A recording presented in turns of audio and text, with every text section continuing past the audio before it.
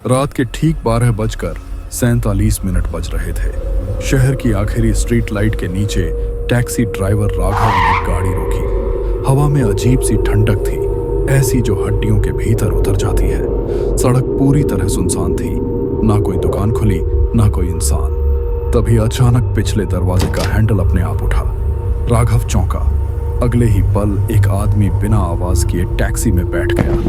वह आदमी काले कपड़ों में था, चेहरा साफ दिख नहीं रहा था, जैसे रोशनी उससे बचकर भाग रही हो। राघव ने रियर व्यू मिरर में देखा। कहाँ चलना है? कोई जवाब नहीं। भाई साहब? फिर वही खामोशी। राघव को बुरा लगा पर उसने गाड़ी बढ़ा दी। ऐसे यात्री उसने पहले भी देखे थे, अजीब, चुप, रात के। टैक्सी उसी सड़क पर आगे बढ़ने लगी। 5 मिनट बीते। राघव के माथे पर पसीना आया। वही टूटा हुआ साइन बोर्ड, वही सूखा पीपल का पेड़, वही टेढ़ा बिजली का खंभा। उसने ब्रेक मारी। अजीब है, उसने बुदबुदाया। उसने फिर गाड़ी बढ़ाई। दिल की धड़कन तेज हो चुकी थी।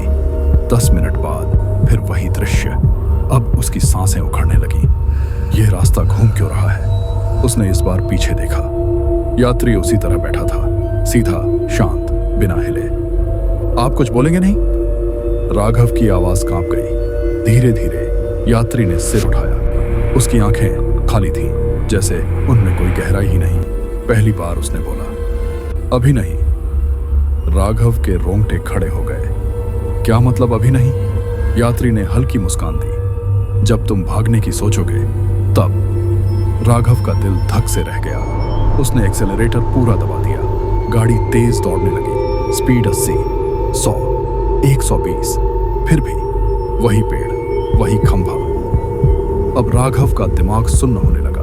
उसने मोबाइल उठाया। नेटवर्क नहीं। रेडियो चालू किया। सिर्फ फुसफुसाहट। फुसफुसाहट में एक ही वाक्य बार बार, मत रुको, मत रुको। राघव चीख पड़ा। ये क्या है? आप कौन हैं? यात्री ने धीरे से कहा, तुम मुझे हर रात यहीं लाते हो। राघव का शरीर ठंडा पड़ गया। नहीं, मैं आपको जानता भी नहीं। यात्री ने खिड़की से बाहर देखा।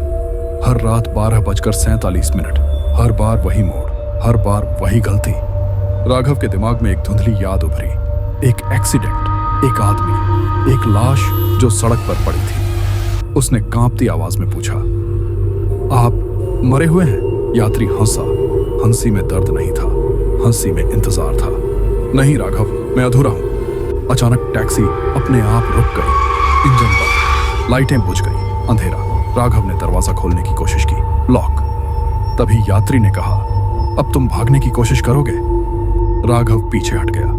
नहीं, नहीं करूंगा। यात्री ने सिर झुकाया। झूठ मत बोलो। अचानक ड्राइवर साइड का दरवाजा अपने आप खुल गया। राघव बाहर कूदा।